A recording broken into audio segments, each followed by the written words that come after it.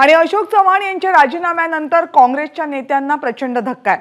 चव्हाणांच्या भाजप प्रवेशावरून काँग्रेस नेत्यांनी आता भाजपवर टीका केली आहे।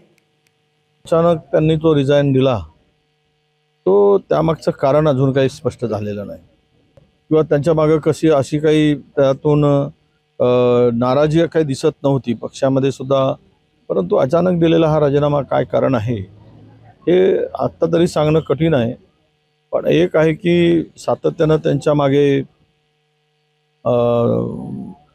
चौकशीचा ससेमिरा लावून त्यांना बदनाम करण्याचं काम सुरू होतं। सर्वसामान्य जनता ही या नेत्यांच्या बरोबर कधीही जाणार नाही आणि निवडणुकीला जेव्हा ते सामोरे जातील तेव्हा त्याचं खरं चित्र त्यांना त्या ठिकाणी दिसेल।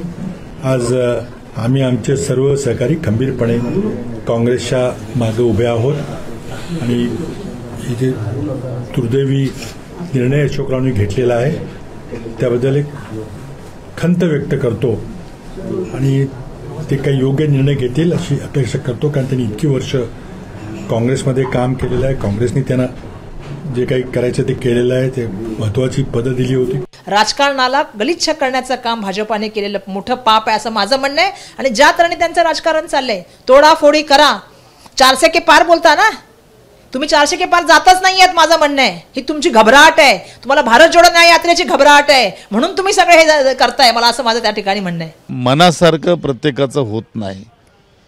प्रत्येकाला असं वाटतं नेत्यांना की आपल्या मतासारखं व्हावं आणि मग ते करत असताना अनेक नेत्यांना कसं संपवायचा याचा घाट घालण्यात येतो आणि ते प्रकार होत असतात। परंतु यांच्या बाबतीत तसं झालेलं नाही आहे। यांना पक्षाने भरभरून दिलेला आहे, परंतु ज्यांच्या मनातच नाणं नाही आहे, ज्यांच्या मनातच दोष आहे, त्यांना काय करणार तुम्ही? काही इलाज नसतो त्याला। मला तरी न पटण्यासारखा आहे, अत्यंत धक्कादायक असा आहे। एबीपी माझा, उघडा डोळे बघा नीट।